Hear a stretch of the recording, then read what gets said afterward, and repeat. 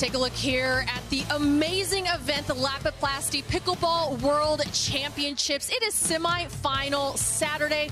Welcome into the Pickleball Central Desk. Cameron Blackwood alongside Matt Manassi and the CEO of the PPA Tour, Connor Pardoe. Thank you so much for joining us. Yeah, thanks for having me.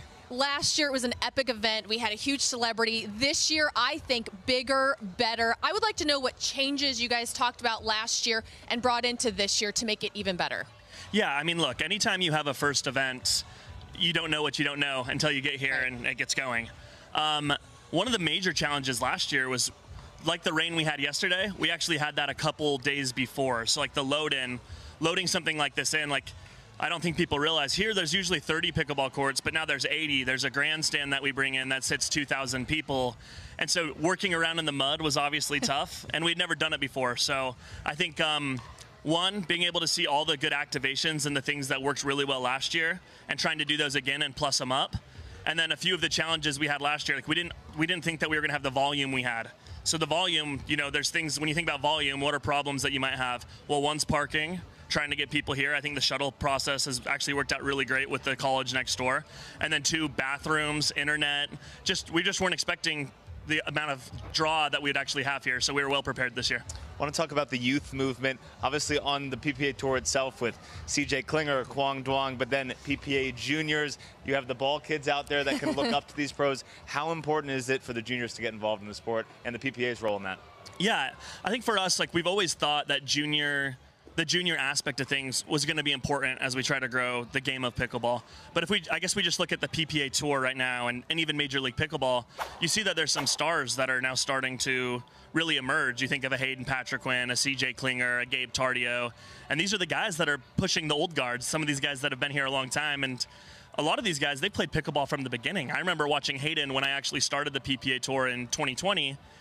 He was playing pro pickleball. I think people forget that this is kind of a craft that they've developed, which I think gives them different weapons and different things they can do on tour.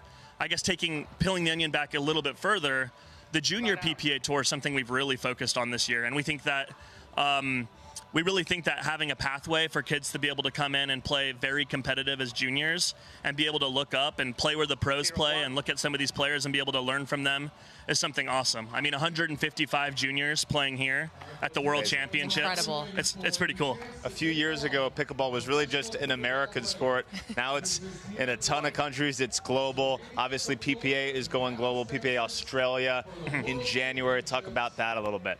Yeah, I mean, the Australia one obviously is super cool for me, and the reason why I actually lived there for 2 years. I don't know if people know this about me, but I'm LDS or Mormon, and I served a 2-year service mission in Australia. So the fact that Australia is where we're going to first, it's kind of fun. So we're headed there in February, right after the Australian Open tennis event, and we're going to run our very first combined event with the folks over there that are running PPA Tour Australia. So we're expecting some of the best to go over there and play and really show the Australians what pro pickleball is all about. That's going to be incredible. And here, we'll go back to just the match right now, and there's been a lot of upsets this week, Connor. I just want to know your take. Who do you think's winning tomorrow? I would love to know your men's singles take, men's doubles take, and just kind of throughout the draw. Who do you got? Yeah, I mean, I think it's always hard to bet against Fed, right? Yeah. I mean, Fed's a pretty good player. Yep. I mean, what do you guys think? I think you guys taking Fed? Yeah, it depends on how Hunter comes out. I mean, it's just, you know, they haven't played yet, but I think either way, I don't know if maybe Michael Lloyd, if he plays like today, he has a great shot at winning. Can he sustain it? Just because he has more options. It's not just plan A with ripping. He can play cat and mouse as well. Yeah, Michael Lloyd's the hot take. I think you got to go with Fed personally. On the women's singles, it's hard to bet against Anna Leigh. I do think Kate will beat her one of these days. I think if you're saying who is going to be the player that could match up the best against Anna Leigh, I mean, Kate has the athleticism. Right. She has the grit. Anna Leigh also hasn't seen her as much. And the few times she has, there's been periods of the match where Kate's been able to hang. And, you know, over the long haul, Anna Leigh's been able to do her thing. But I think Kate is interesting. I'm not calling the upset tomorrow, but sometime next year, I think Kate will win a couple titles. Yeah, I could agree with that. And just right now, I know this has been crazy. I know we're heading into the finals in December, but can you believe where we're at here? I mean, founding the PPA Tour and where we're here, has it met your expectations or beyond? Yeah, you know, I get that question a lot, and I think what's funny about it is, you know, when I started the PPA Tour, I never really had a plan of like, hey, where could this get in 4 years, 5 years, 6 years? I just saw a really good idea and a really good opportunity. And I said, you know what, if we work hard, I think that this game is special and that it's going to continue to grow.